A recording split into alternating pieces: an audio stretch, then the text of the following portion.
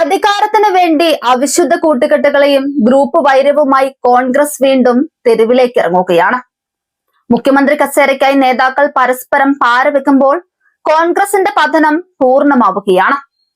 വികസനത്തെയോ ജനക്ഷേമത്തെയോ കുറിച്ച് ചിന്തിക്കാതെ ഗ്രൂപ്പ് മാനേജർമാരുടെ കണക്ക് പുസ്തകങ്ങളുമായി ഡൽഹിയിൽ ഹൈക്കമാൻഡിന്റെ വാതിൽക്കൽ കാത്തിരിപ്പിലാണ് കേരളത്തിലെ കോൺഗ്രസ് നേതാക്കൾ.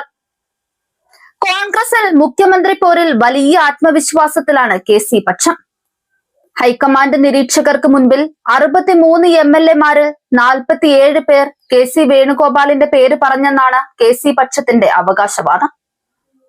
മറുപക്ഷങ്ങളിലെ ചിലരെങ്കിലും കൂറുമാറിയെന്നും കെ.സി. പക്ഷം വിശ്വസിക്കുന്നുണ്ട്. എന്നാൽ 20-ലേറെ പേരുടെ പിന്തുണയുണ്ടെന്നാണ് വി.ഡി. ചെന്നിത്തല പക്ഷങ്ങൾ വിശ്വസിക്കുന്നത്.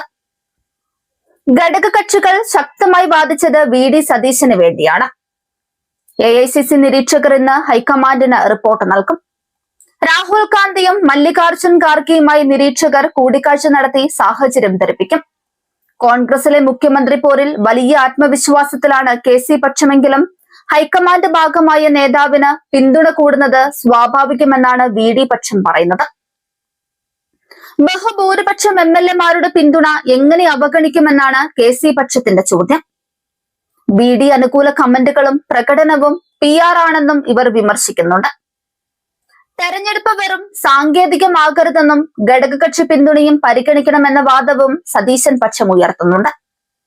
സീനിയോറിറ്റി പരിഗണിക്കുമെന്ന പ്രതീക്ഷയിലാണ് ചെന്നിത്തല വിഭാഗം. കേരളത്തിൽ വേരില്ലാത്തവർ ഡൽഹിയിലെ സ്വാധീനം ഉപയോഗിച്ച് മുഖ്യമന്ത്രി കസേര പിടിച്ചെടുക്കാൻ നോക്കുന്നത് കോൺഗ്രസിനുള്ളിലെ വൻ പൊട്ടിത്തെറിക്കാണ് വഴിയൊരുക്കുന്നത്. മുഖ്യമന്ത്രി ചർച്ച തുടരുന്നതിനിടെ കെ.സി. വേണുഗോപാൽ, വി.ഡി. സതീശൻ, രമേശ് ചെന്നിത്തല എന്നിവർക്കായി സംസ്ഥാനത്ത് ഫ്ലെക്സ് യുദ്ധവും മത്സരിച്ച് തുടരുന്നുണ്ട്. വി.ഡി. സതീശനായി തലസ്ഥാനത്ത് ഫ്ലെക്സുകൾ ഉയരുകയാണ്. നാച്ചുറൽ ചോയ്സ് എന്ന് വിശേഷിപ്പിച്ചാണ് ഫ്ലെക്സ് ബോർഡുകൾ. പടം നയിച്ചവൻ ഭരിക്കട്ടെ എന്ന വാചകങ്ങളുമായി എറണാകുളം കാഞ്ഞൂർ ജംഗ്ഷനിലും പഞ്ചായത്ത് ഓഫീസിന് മുൻപിലും വി.ഡി. സതീശൻ അഭിവാദ്യം അർപ്പിച്ച് ഫ്ലെക്സ് ബോർഡുകളുണ്ട്. പിന്നണിയിൽ പ്രവർത്തിച്ചവർ പിന്നിൽ തന്നെ നിൽക്കട്ടെ എന്നും ബോർഡിൽ പറയുകയാണ്. യൂത്ത് കോൺഗ്രസിന്റെ പേരിലാണ് ബോർഡ് സ്ഥാപിച്ചത്. വി.ഡി. സതീശന് പിന്തുണയുമായി കോഴിക്കോട് നഗരത്തിലെ വിവിധയിടങ്ങളിൽ ഫ്ലെക്സ് സ്ഥാപിച്ചിട്ടുണ്ട്. അതേസമയം കെ.സി.യുടെ KPCC ആസ്ഥാനത്തെ ഫ്ലെക്സിൽ ഇന്നലെ രാത്രി ആരോ കരിയോയിൽ ഒഴിച്ചു. മലപ്പുറം വണ്ടൂരിലെ ദൃശ്യങ്ങൾ കോൺഗ്രസിന്റെ ഗതികേടാണ് വ്യക്തമാക്കുന്നത്. A.P. അനിൽകുമാർ MLA-ക്കെതിരെ പച്ചപ്പട എന്ന പേരിൽ മുസ്ലിം ലീഗ് അണികൾ രംഗത്തിറങ്ങിയിരിക്കുകയാണ്. കെ.സി. വേണുഗോപാലിന്റെ ഗ്രൂപ്പ് നേതാവായി അനിൽകുമാർ പ്രവർത്തിക്കുന്നുവെന്നതാണ് പ്രധാന ആരോപണം. കെ.സി. വേണുഗോപാലിന് അനുകൂലമായി നിലപാടുമായി മുന്നോട്ട് പോയാൽ അനിൽകുമാർ ഇനി നിയമസഭ കാണില്ലെന്നാണ് പോസ്റ്ററുകളിൽ പറയുന്നത്. പച്ചപ്പട ജനപക്ഷം എന്ന പേരിലാണ് വണ്ടൂരിലുടനീളം പോസ്റ്ററുകൾ പ്രത്യക്ഷപ്പെട്ടിരിക്കുന്നത്.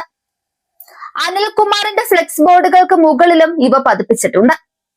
കെ.സി. വേണുഗോപാലിനെ ചുമക്കേണ്ട ബാധ്യത ലീഗിനില്ലെന്നും പോസ്റ്ററിൽ പറയുന്നുണ്ട്. കോൺഗ്രസ് നേതാവ് മാത്യു കുഴൽനാടനെ നിലയ്ക്ക് നിർത്തണമെന്ന ആവശ്യവും പ്രതിഷേധക്കാർ ഉന്നയിക്കുന്നു. മാത്യുവിനെ വെച്ച് ലീഗിനെ ചൊറിയാൻ നിന്നാൽ കെ.സി. ഗ്രൂപ്പ് മാനേജറായ അനിൽകുമാർ ജനങ്ങളുടെ ഇടയിൽ കാലുകുത്തില്ലെന്നും പോസ്റ്ററിൽ താക്കീതുണ്ട്. മുൻപ് അനിൽകുമാറിനെ വിജയിപ്പിക്കാൻ പ്രവർത്തിച്ചതിൽ ഇപ്പോൾ ഖേദിക്കുന്നുവെന്നും ഇത്തരത്തിലാണ് പ്രവർത്തനമെങ്കിൽ വലിയ തിരിച്ചടി നേരിടേണ്ടി വരുമെന്നും പോസ്റ്ററുകൾ പറയുന്നുണ്ട്. കോൺഗ്രസ് മുസ്ലിം ലീഗിന്റെ തടവറയിലാണെന്ന BJP-യുടെ വാദത്തെ ശരിവെക്കുന്നതാണ് നിലവിലെ സംഭവ വികാസങ്ങൾ. സ്വന്തം പാർട്ടിയിലെ നേതാക്കൾക്ക് സംരക്ഷണം നൽകാൻ കഴിയാത്ത ഗതികെട്ട അവസ്ഥയിലാണ് ഇന്ന് കോൺഗ്രസ്. ഭരണമേൽപ്പിച്ചാൽ പരസ്പരം കടിച്ചു കീറുന്ന ഈ ഗ്രൂപ്പ് രാജാക്കന്മാരാണോ കേരളത്തെ നയിക്കേണ്ടതെന്ന ചോദ്യം ജനങ്ങൾക്കിടയിൽ ശക്തമാണ്. വികസന രാഷ്ട്രീയം ഉയർത്തിപ്പിടിക്കുന്ന BJP-ക്ക് മുൻപിൽ അധികാര കൊതിമൂത്ത ഒരു കൂട്ടം നേതാക്കളുടെ സർക്കസായി കോൺഗ്രസ് രാഷ്ട്രീയം അതം പതിച്ചിരിക്കുന്നു. നിരീക്ഷകർ ഇന്ന് ഹൈക്കമാൻഡിന് റിപ്പോർട്ട് നൽകാനിരിക്കെ ആര് മുഖ്യമന്ത്രിയായാലും കോൺഗ്രസ് എന്ന തകർന്ന വീട് തറയോടുകൂടി ഇളകുമെന്ന് ഉറപ്പായി.